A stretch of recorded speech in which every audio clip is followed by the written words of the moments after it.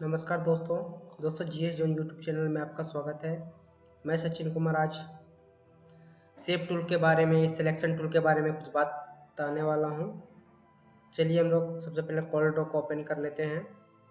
Curl draw open करने के बाद हम सबसे पहले न्यू डॉक्यूमेंट पे क्लिक करके एक नया पेज ओपन कर लेते हैं। पिछले ट्यूटोरियल में हम पार्ट 1 में, पार्ट 2 में property tool bar, standard tool bar के बारे में हम बात किए थे, और अभी जो हम अभी बताने वाले हैं आपको selection tool bar, shape tool के बारे में। जो ये पिछले स्टैंडर्ड टूल बार या प्रॉपर्टी टूल बार के बारे में जो इस वीडियो को नहीं देखे हैं, इस वीडियो के डिस्क्रिप्शन में वो लिंक में दे दूंगा, आप देख सकते हैं, तो आपको आगे इस वीडियो बेहतर समझ में आएगा। चलिए सबसे पहले हम अलग अलग ऑब्जेक्ट क्रिएट कर लेते हैं, और ऑब्जेक्ट करने के बजाय मैं एक ऐसा करता हूँ, एक नया पेज में ले लेता हूँ जिसमें मेरा बहुत सारे डिजाइन है। चलिए ये मैं ओपन कर लेता हूँ।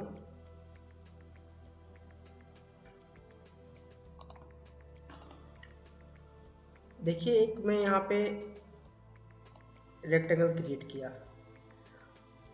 अब मुझे सिलेक्ट करना है इस सारे ऑब्जेक्ट को या कुछ ही ऑब्जेक्ट को, तो मुझे पिक टूल पे जाना ही पड़ेगा।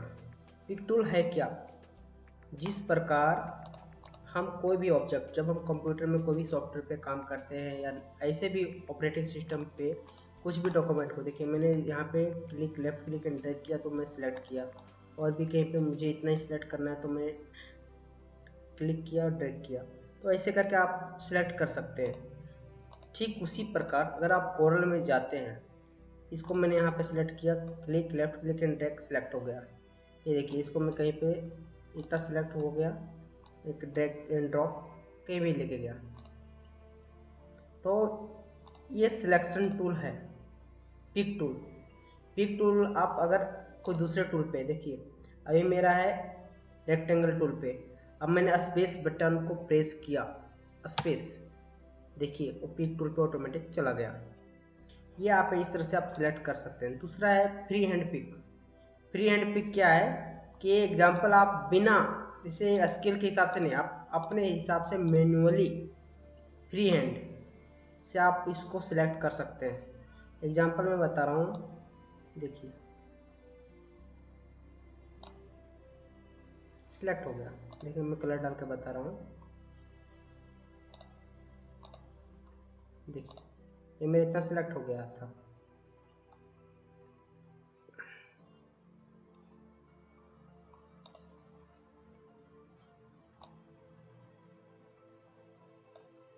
जहां तक मेरा गया वो सिलेक्ट हो गया, सिलेक्ट हो गया। ऐसा आप मैनुअली सिलेक्ट कर सकते हैं फ्री हैंड।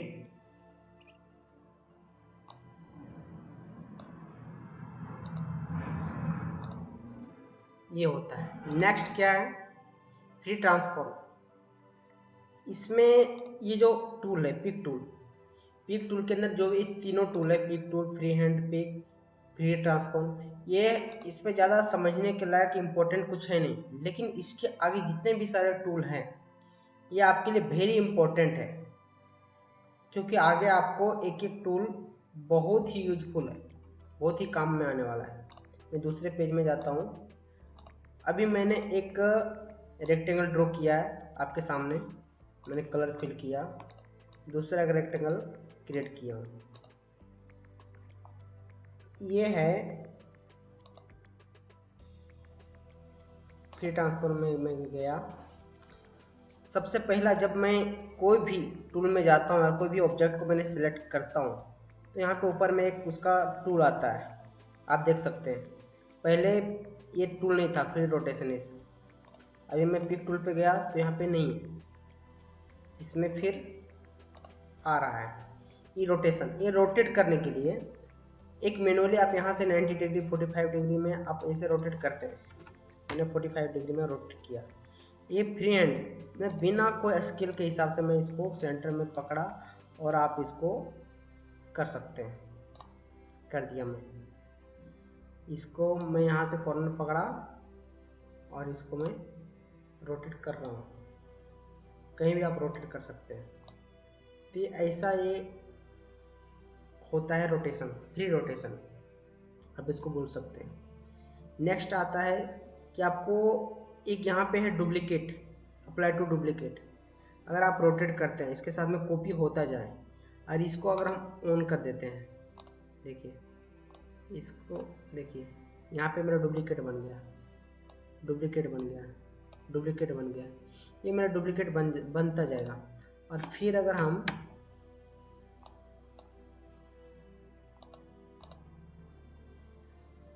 हम ऐसे हटा दिए तो ये डुप्लीकेट होना बंद हो जाएगा। नेक्स्ट है फ्री एंगल रिफ्लेक्शन। दोस्तों आगे ये ट्यूटोरियल में हम बताएंगे कि जब कलर हम कोई फिल करते हैं, इसमें ऐसा है कि अभी दोनों भी सेम ही काम करेगा रोटेशन का, लेकिन जब आप कलर फिल करेंगे दो अलग अलग कलर, जैसा मैं आपको फिर से मैं पिक टूल पे जा रहा हूँ, एक मैं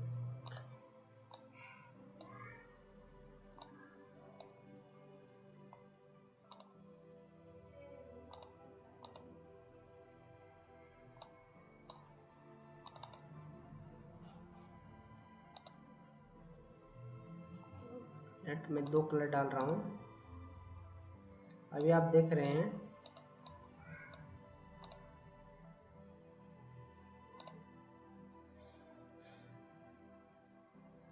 इधर व्हाइट है, इधर बिल्कुल लाइट में ब्लैक है।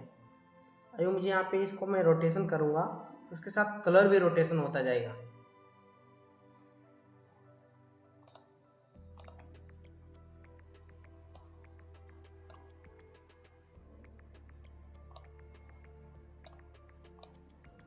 देखिए मेरा कलर भी रोटेशन होता जा रहा है।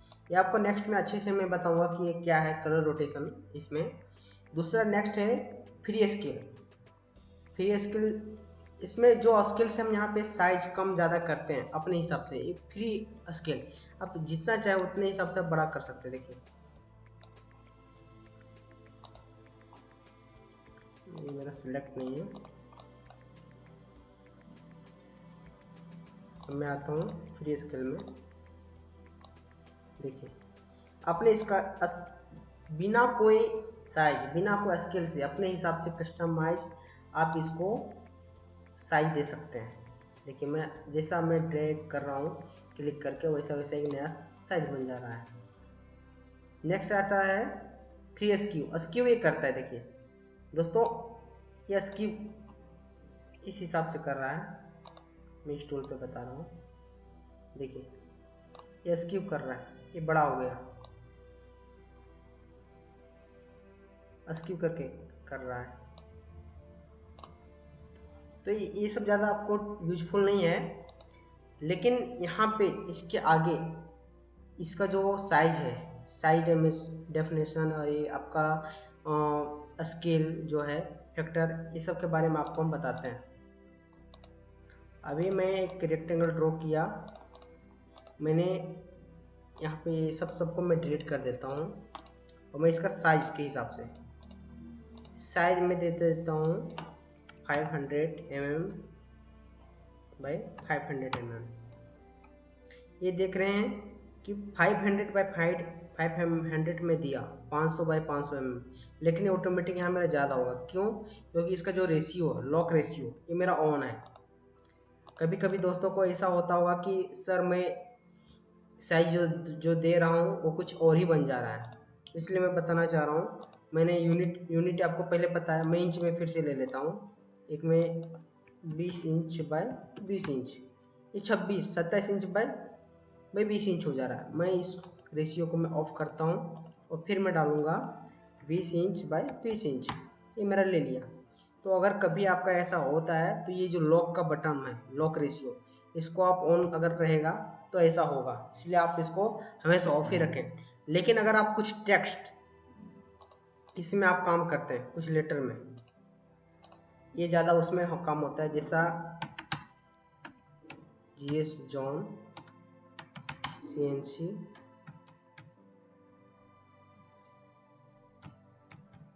सॉल्यूशन। मुझे अब ये मेरा अनलॉक है, मुझे देना यहाँ पे क्या 2 इंच है, यहाँ पे मुझे 5 इंच करना है। ये देखिए कैसा हो गया, मैं यहाँ पे 5 इंच किया, भाई यहाँ पे मैंने 30 इंच किया, ये लग रहा है स्ट्रेच किया हुआ है। लेकिन अगर मेरा ये रेशियो लॉक होता और मुझे 5 इंची करने के लिए बोला जाता, मैं 5 इंची अगर हम कर देते तो विथ ऑटोमेटिक, चौड़ाई ऑटोमेटिक वो आ जाता तो अपने स्केल के हिसाब से। देखिए 82.42 ये मेरा अपने हिसाब से आ गया। आप देख सकते हो उस समय आपका लॉक होना जरूरी है, उस समय आपका काम होता है। मैं टेक्स्ट टूल के बारे में नेक्स्ट ट्यूटोरियल में आपको बताऊंगा, लेकिन ये आपको लॉक कहाँ पे ज़्यादा यूज होता है मैं ये आपको बताने का कोशिश कर रहा था मैं। इसके बाद आता है स्केल, इसको रोटेशन, एंगल ऑफ रोटेशन इसको आप बोल सकते हैं कि आपको जो आपको रोटेशन करना है किस एंगल में करना है। देखिए GS और CNC सोल्यूशन मैंने टाइप किया हूँ और यहाँ पे ये एंगल मुझे देना है क्या 45 डिग्री में। ये देखिए 45 डिग्री में आ गया, मुझे देना है 90 डिग्री में, ये मेरा 90 डिग्री में हो गया। देखिए वहाँ पे 180 में देना था, मैंने 180 में दे दिया, फिर से मैं यहाँ पे 0 में कर दिया तो 0 में। ये आपका एंगल है, जैसा आप कोई भी डिजाइन का एंगल में आप काम करते हैं कि मैं ये आपको रोटेशन कर सकते हैं। दूसरा आता है यहाँ पे एक मिरर, जब आप ऑब्जेक्ट को सिलेक्ट करते हैं तो यहाँ पे एक आता है मिरर, हॉरिजॉन्टली मिरर और एक वर्टिकल। आप समझ सकते हैं कि आप इसको इधर से इधर, 1 मिनट, इधर से इधर और इधर से इधर, तो इस आपको हम बता रहे हैं यहाँ पे अगर आप इसको हॉरिजॉन्टली मिरर करना चाहते हैं तो आप ऐसे कर सकते हैं। यहाँ पे आपका ऑप्शन दिया रहता है, देखिए ये मेरा जस्ट उल्टा हो गया, मिरर हो गया हॉरिजॉन्टल। मैं वापस आता हूँ और ये अगर आपको वर्टिकल में करना है तो आप यहाँ पे क्लिक करके वर्टिकल कर सकते हैं। नेक्स्ट आता है दोस्तों, यहाँ तक तो आपको समझ में आया होगा। नेक्स्ट आता है मेरा ये फॉन्ट लिस्ट। फॉन्ट लिस्ट क्या है कि जो मेरा फॉन्ट है GS और CNC सोल्यूशन, आपको पता होगा कि आपके ऑपरेटिंग सिस्टम में ऑलरेडी बहुत सारे फॉन्ट होता है और आपको अलग से अगर आपको ऐड करना है तो अलग अलग काफ़ी लोग डाल के भी रखते हैं। मैंने इस ऑब्जेक्ट को सिलेक्ट किया, देखिए यहाँ पे आप अलग अलग फॉन्ट में आप ले सकते हैं। आपको देखिए इधर मेरा प्रीव्यू भी दिख रहा है, इससे मुझे ये पसंद है, मैंने ओके किया, ये मेरा आ गया सामने। ये मेरा होता है फॉन्ट। नेक्स्ट मैं फिर से ऑब्जेक्ट को सिलेक्ट करता हूँ और ये उसका आता है हाइट, इस साइज, फॉन्ट का साइज क्या है मेरा अभी 100 pt। पेज पे जाता हूँ, बिल्कुल ही छोटा है।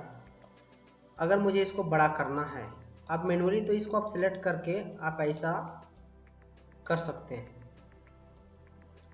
लेकिन अगर यहाँ पे आपको डायरेक्टली करना है तो आप यहाँ पे साइज बढ़ा के कर सकते हैं। मैंने 500 pt किया तो ये मेरा ये साइज हो गया, देख सकते हैं। ये उसका फॉन्ट का साइज कुछ छोटा बड़ा करने के लिए यहाँ पे दिया गया है। नेक्स्ट आपको पता है दोस्तों कि मेरा जो बोल्ड, इटैलिक, अंडरलाइन, ये आपको जब टेक्स्ट का जो है टेक्स्ट टूल के बारे में बताएंगे, उसमें बहुत ही बेहतरीन से बताएंगे। मैं आज जो वीडियो बनाने वाला हूँ शेप टूल के ऊपर से मैं ज़्यादा बनाने वाला हूँ। चलिए अपना शेप टूल मैं स्टार्ट करता हूँ। शेप टूल क्या है? शेप टूल यहाँ पे देख रहे हैं, इसका शॉर्टकट है F10, यहाँ पे लिखा हुआ भी रहता है, आप देख सकते हैं। तो आप F10 से भी प्रेस करके आप शेप टूल को एक्टिवेट कर सकते हैं।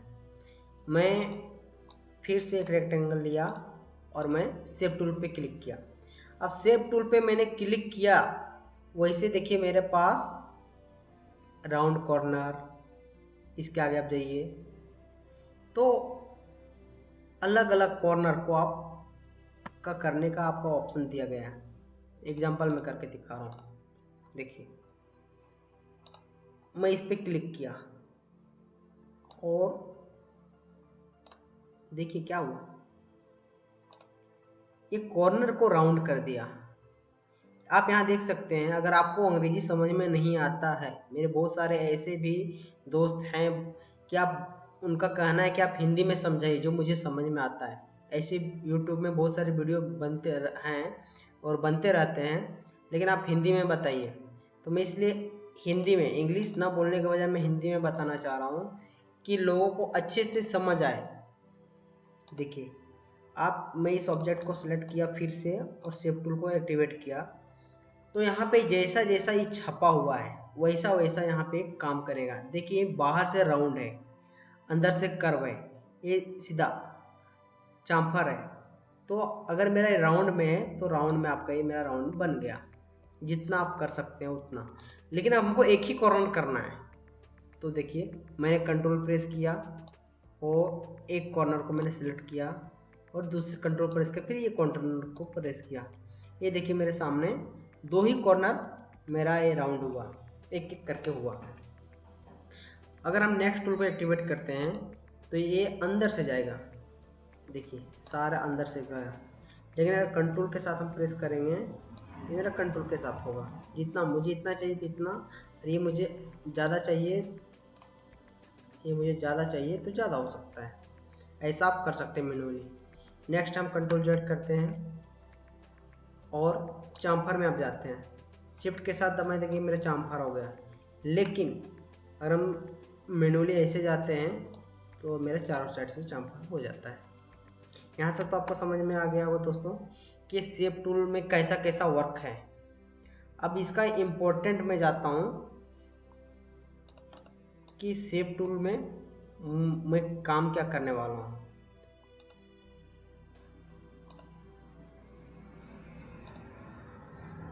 मैं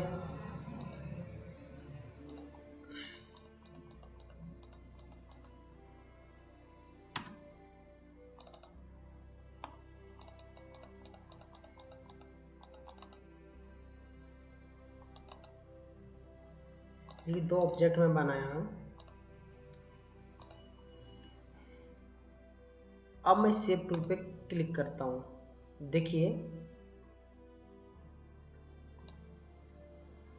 यहाँ से, क्योंकि ये कर्व में नहीं है, कर्व का शॉर्टकट होता है कंट्रोल की। अगर आप इस ऑब्जेक्ट को सिलेक्ट कर राइट क्लिक करेंगे तो यहाँ पे कन्वर्ट टू कर्व्स का ऑप्शन आता है, कंट्रोल क्यू। इसलिए ये शेप टूल को मुझे यहाँ पे इस आकार को देना है। ये नोड को मैं सिलेक्ट करके यहाँ पे कर सकता हूँ और ऐसा भी कर सकता हूँ। अब मुझे क्या है, मैं सबसे पहले इसको कर्व में कन्वर्ट करता हूँ, कंट्रोल क्यू से मेरा कर्व में कन्वर्ट हो गया। अब मैं इसको लेता हूँ, एक्टिवेट करता हूँ शेप टूल को। अब देखिए जब मैं दो नोड को सिलेक्ट करता हूँ तो यहाँ पे बहुत सारे ऑप्शन हाईलाइट होते हैं, adds node, add delete nodes, join nodes, join two nodes. ये क्या है ये समझना बहुत ही इम्पोर्टेंट है दोस्तों, क्योंकि इसके बगैर मेरा डिजाइन बनने वाला नहीं है, कुछ भी डिजाइन। अभी मुझे दो नोड्स को ज्वाइन करना, मैंने दोनों नोड्स को सिलेक्ट किया और यहाँ पे ज्वाइन टू नोड्स, इस पे मैंने क्लिक किया तो ये मेरा नोड्स ज्वाइन हो गया। और मुझे यहाँ पे क्या है कि ये नोट्स लग रहा है कि यहाँ पे डिलीट करना चाहिए या तो ये नोट्स को डिलीट करना चाहिए। अगर इस नोट्स को मैंने सिलेक्ट किया और यहाँ पे डिलीट पे क्लिक किया तो आप डिलीट बटन भी प्रेस करते तो मेरा नोट्स डिलीट हो जाएगा। और मुझे लग रहा है कि यहाँ पे मेरा एक नोट्स ऐड करना चाहिए, तो आप यहाँ पे ऐसे क्लिक कीजिए और ऐड नोट पे क्लिक कीजिए, मेरा नोट यहाँ पे बन जाता है। अगर ये नोड को मैंने भी ज्वाइन करके बताया था, अगर मुझे यहाँ पे फिर से अनलॉक करना है, देखिए ब्रेक कर, यहाँ पे दो नोड्स जो अभी पिछले मैं भी करके बताया कि दो नोड्स को मैं एक साथ में मर्ज कर दिया। और मर्ज करने के बाद देखिए मैं कलर फिल करता हूँ, मेरा कलर फिल हो जा रहा है। अगर मेरा ये दोनों नोड्स अनलॉक रहता है, लॉक नहीं रहता है, बहुत सारे बार आपको ऐसा होता होगा डिजाइन बनाते टाइम में कि मेरा सर मैं बनाया हूँ, कलर मेरा फिल ही नहीं हो रहा। देखिए मैं रेड कलर को फिल कर दिया, नहीं हुआ। लेकिन जैसे ही मैं दोनों ये नोट्स को मैं लॉक करूँगा तो वैसे मेरा रेड कलर फिल हो जाता है। नेक्स्ट आता है दोस्तों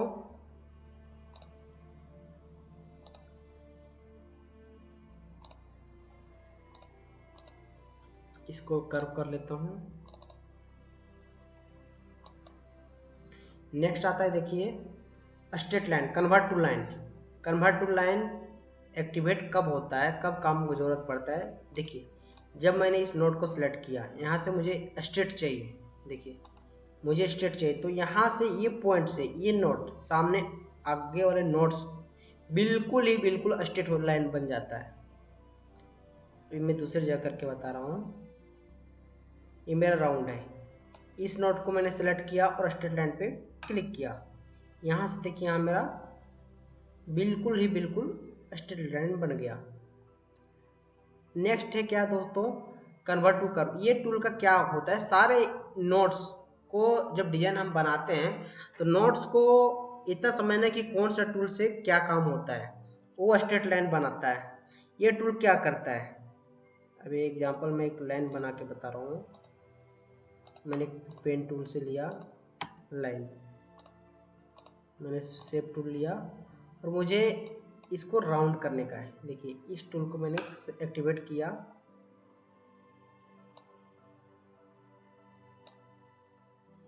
देखिए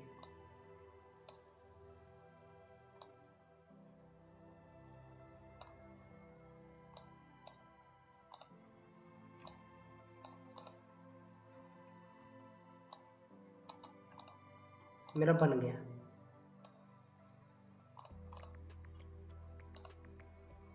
और मैं इसको डबल क्लिक करके मैंने ज्वाइन को नोड को ज्वाइन कर दिया।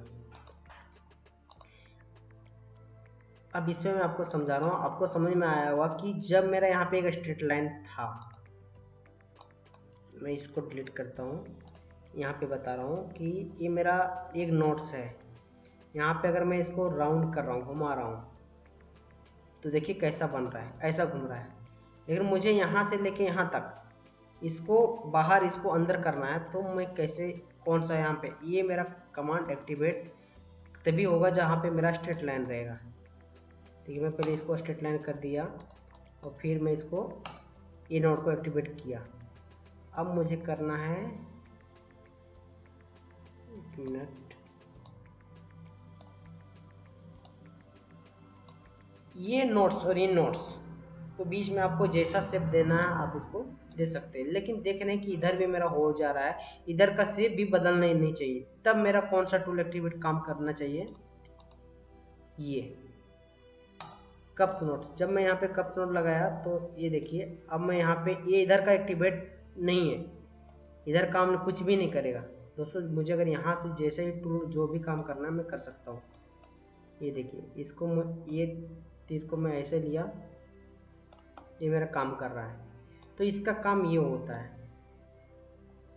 नेक्स्ट टूल है क्या दोस्तों, ये स्मूथ करने के लिए। जब मैं इस टूल को मैंने लिया और मैं स्मूथ टूल पे क्लिक किया, तो देखिए ये बिल्कुल ही स्मूथ कर रहा है। जहां भी हम जैसा भी इसको शेप बनाऊंगा वहां पे मेरा स्मूथ करते ही जाएगा। देखिए स्मूथ मेरा करते ही जा रहा है, लेकिन दोनों साइड से चेंज हो रहा है। अगर मुझे बराबर से चेंज करना है, देखिए, तो मैं इस टूल को एक्टिवेट करूंगा, इसको। अब जितना भी जहां भी मैं खींच रहा हूँ, ये दोनों एक सरीका बढ़ रहा है। पहले क्या था, ये देखिए मैं इस नोट को पे क्लिक किया तो मेरा एक ही बन रहा था, लेकिन यहाँ पे कोई भी नोट्स पे मैं जाऊंगा तो ये मेरा दोनों साइड से बनेगा। ये देख रहे हैं, ये मेरा एक्टिवेट है, इसीलिए ये मेरा हो रहा है। अब नेक्स्ट आता है डायरेक्शन। ये रिजर्व डायरेक्शन क्या है, रिजर्व डायरेक्शन अभी हम बता रहे हैं।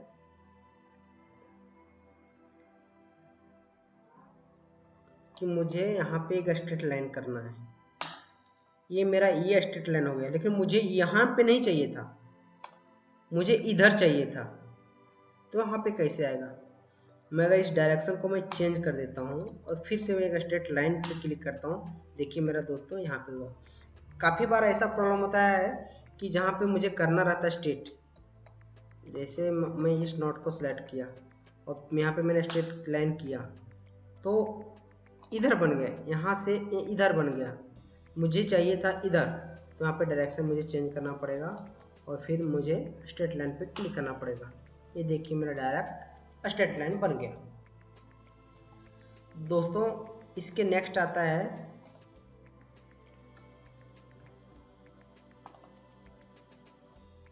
नेक्स्ट है दोस्तों, देखिए मेरा क्लोज कर्व। मैंने इस वेक्टर को, इस सब्जेक्ट को सिलेक्ट किया, मैं शेप टूल पे क्लिक किया, यहाँ पे एक हाईलाइट हो रहा है क्लोज कर्व, इस पे मैंने जैसे क्लिक करूँगा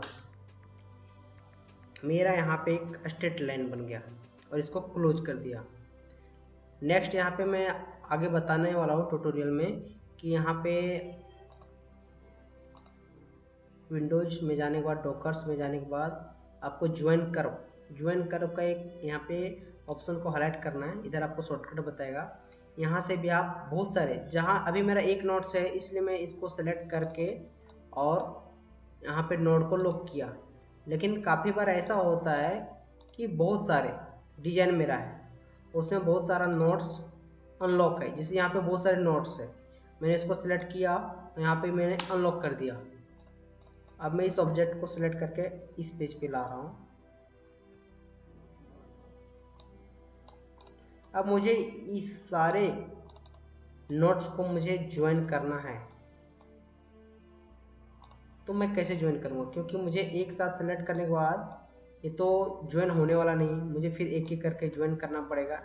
नहीं, मैं नेक्स्ट डिटेल में बताने वाला हूँ कि इस ऑप्शन जो ज्वाइन कर्व करके यहाँ पे लाएं राइट हैंड साइड में शॉर्टकट, इसको मुझे किस हिसाब से चैम्फर मारना है कि फ्लिट मारना है कि कर्व मारना है, तो एक्सटेंड करके मेरा यहाँ पे यूज करना पड़ेगा एक्सटेंड। और कितना mm का, यहाँ पे आपको कितना ये नोट्स का डिस्टेंस कितना, उस हिसाब से यहाँ पे काम करेगा और कितना रेडियस में भी चाहिए।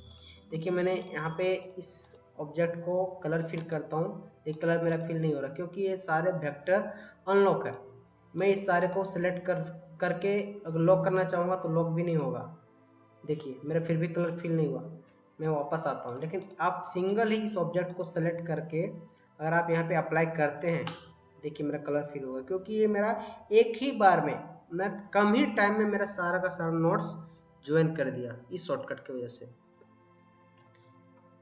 दोस्तों अलग अलग, ये तो मैं लाइन, ये BS प्लेन से मैं लिया था और पेन के टूल के बारे में बताया कि यहाँ पे दो टूल, पेन टूल और बेस प्लेन करके मैं बताया कि यहाँ पे आप इसका कैसे कैसे ज्वाइन कर सकते हैं। लेकिन ये जो मेरा रेक्टेंगल है, जैसे मैं बताया रेक्टेंगल है, एक सर्कल में ले लेता हूँ, पॉलीगॉन ले लेता हूँ, इतना ही लेता हूँ मैं, इसके आगे मैं एक स्टार ले लेता हूँ,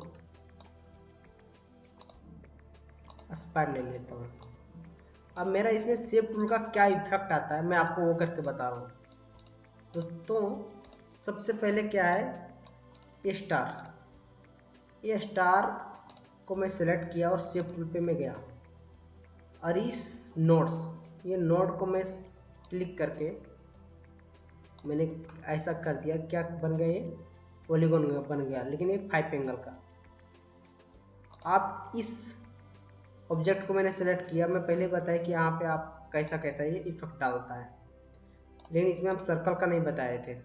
या आगे आप देखिए ये सर्कल है, सर्कल में इस इतना मैं सेलेक्ट किया तो इतना ही मेरा बन गया, लेकिन इसका एंगल, इसको डायरेक्शन चेंज करने का भी एक ऑप्शन आता है कि यहाँ से आप इसको डायरेक्शन को चेंज कर सकते हो। मुझे ये नहीं चाहिए था, बाकी का मुझे मटेरियल चाहिए था, तो आप ऐसा कर सकते हैं।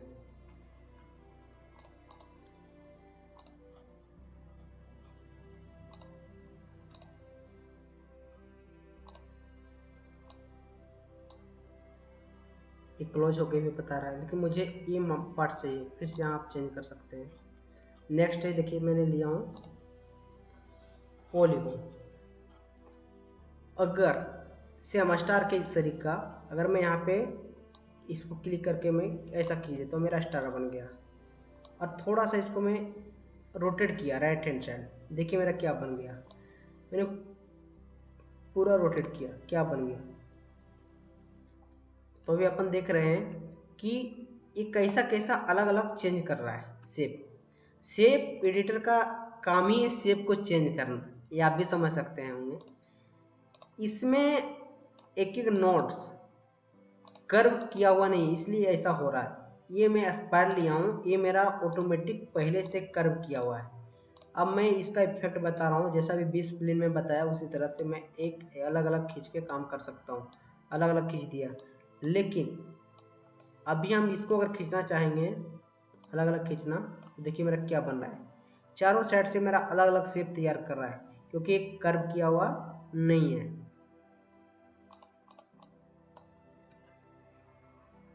ये आपको समझ में आया होगा दोस्तों कि अलग अलग ये जो कर्व किया हुआ नहीं रहता उस पर क्या इफेक्ट डालता है, जो कर्व किया हुआ रहता है, जो हम ऑटोमेटिक पेन टूल से या BS पेन से मैं डिजाइन बनाता हूँ या वेक्टर लाइन को क्रिएट करता हूँ, उस पर क्या इफेक्ट करता है। मैं एक लास्ट बताना चाहूँगा, एक टेक्स्ट टूल पे, टेक्स्ट टूल पे क्या इफेक्ट करता है। टेक्स्ट हम लोग दो तरह से, एक पैराग्राफ करके भी आप टेक्स्ट बना सकते हैं, आर्टिस्ट करके बना सकते हैं। मैं यहाँ पे लिया टेक्स्ट को, मैं इसको साइज पहले बढ़ा देता हूँ ताकि आप लोगों को दिख सके।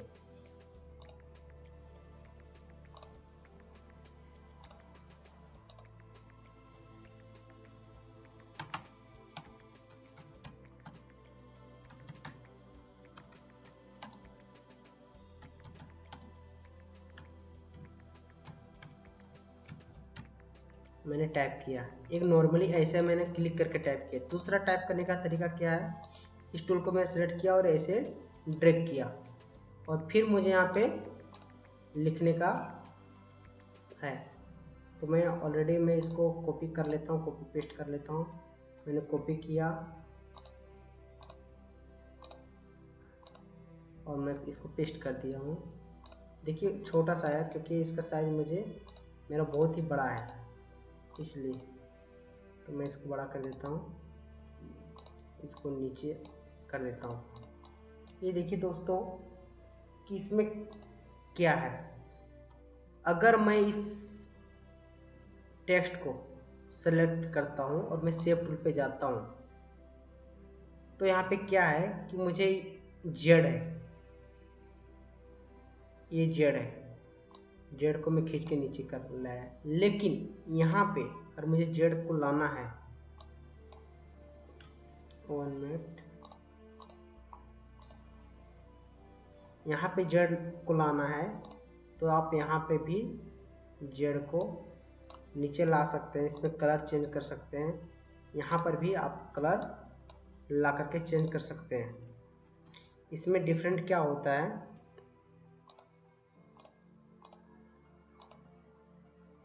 ये देखिए दोस्तों कि मैं यहाँ पे इसको बढ़ाते जा रहा हूँ तो सारे लेटर में मेरा स्पेस बढ़ता जा रहा है। इसको मैं यहाँ पे बढ़ाता हूँ तो मेरा नहीं बढ़ता है। अगर मुझे इसमें अगर बढ़ाना है ड्रैग करके,